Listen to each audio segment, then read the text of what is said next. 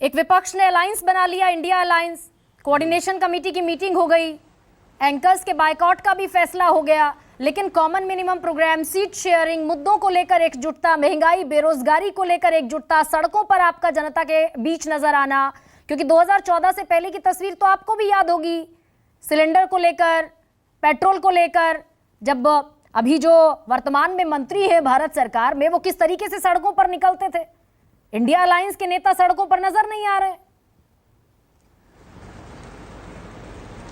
देखिए, सबसे महत्वपूर्ण, मैं पूरी बात सुन रहा था। 2014 का लोकसभा चुनाव हुआ कि नरेंद्र मोदी जी चाय बेचते हैं। कुल्हड़ का चाय बेचा, किसका चाय बेचा, किस रेलवे स्टेशन पर बेचा, ये किसी को नहीं मालूम। 2019 का चुनाव इनका पार लग गया गाय के नाम पर। कहां गौ सेवा किए यह भी किसी को नहीं मालूम। महत्वपूर्ण विषय गरिमा जी यह होता है कि आपने जो घोषणा किया है, ये संकल्प जो भारतीय जनता पार्टी का है, ये लक्ष्य जो आपने तय किया, जिसमें यह तय किया कि 2022 तक हम गंगा को स्वच्छ रखेंगे। सनातन धर्म का आस्था का सवाल है, तो आप बताइए गंगा स्वच्छ हुआ कि नहीं। एकदम लिखा हुआ है विज्ञप्ति, इन्होंने ईयर वाइज लक्ष्य तय किया, 2022 तक स्वच्छ गंगा का लक्ष्य। हिंदुस्तान के हर नागरिक का बैंक का खाता, अब आप देख लीजिएगा कि बैंक का खाता खुला है कि नहीं, क्योंकि दूसरे की आलोचना जब करते हैं तो कमिटमेंट होना चाहिए। आपने किसानों को यह वायदा किया कि 60 वर्ष से जिनका भी ज्यादा उम्र होगा उनको पेंशन देंगे। हम राष्ट्रीय खुदरा व्यापार नीति बनाएंगे। जीएसटी के तहत जो पंजीकृत व्यापारी हैं उनको दुर्घटना बीमा देंगे। यह बाजाबता इन्होंने लक्ष्य है कि 2022 तक हर को मकान दे देंगे। मेरा सवाल गरिमा जी यह है कि देखिए, लोकतंत्र में सबसे महत्वपूर्ण होता है कि वायदे पर उतरना।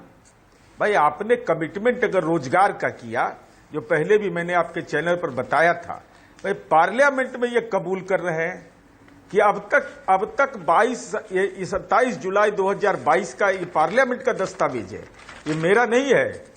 इस दस्तावेज में साफ तौर पर कहा गया, पूछा गया कि भाई डिफरेंट सेंट्रल गवर्नमेंट के जॉब कितने लोगों को मिला, 2014 से लेकर कितने लोगों तक 22 तक अप्लाई किया।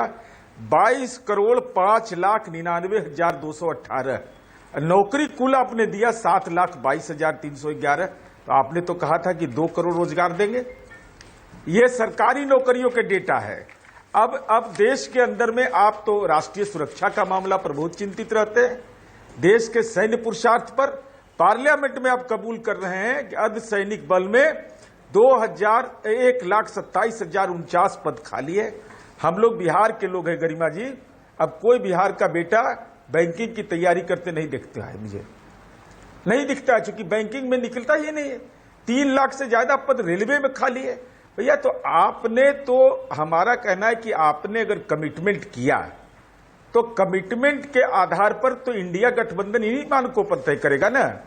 भाई, हम तो गांव में जा रहे हैं, पूछ रहे हैं, आप मुद्दे उठा रहे हैं, लेकिन क्या आपने गठबंधन बना लिया 27 दलों का, और उस गठबंधन में अभी तक जो बहुत जरूरी बुनियादी फैसले होने थे वो फैसले हो नहीं पा रहे हैं। तो क्या ये लेट लतीफी जनता को भी विकल्प नहीं दे पा रही है? भाई, जनता को विकल्प चाहिए, उनको हटाएंगे, किसी को तो बैठाएंगे।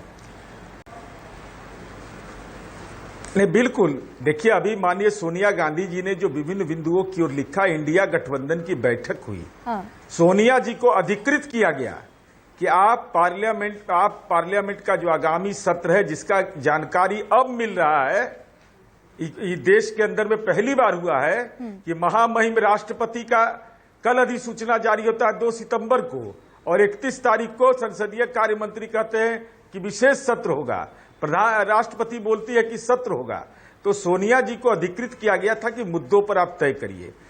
कॉमन मिनिमम प्रोग्राम भी तय होगा, सब कुछ तय होगा, लेकिन इसका 2 तरीका है कि जो आपने कमिटमेंट किया है, हमको भी काम करने का मिला है, कांग्रेस को भी काम करने का मौका मिला है विभिन्न राज्यों के अंदर में, जो हमने कमिटमेंट किया वो पूरा किया कि नहीं। और आदरणीय नरेंद्र मोदी जी का वह सारा भाषण, चाय हम बेचते थे तो चाय खोजेंगे कहां पर बेचा, किस स्टेशन पर बेचा, कुल्हड़ में बेचा, कॉफी बेचा, क्या बेचा, गाय है, के बारे में देखेंगे ठीक है, कि व्यक्तिगत कहां गौशाला चलाया आपने। हाँ, ठीक है, नीरज जी, सनातन धर्म मुद्दों की पर चर्चा रहते हैं, करेंगे तो मुद्दों पर आपने बात कर कितने लेते हैं। मंदिरों को घेरा। जूही जी, इन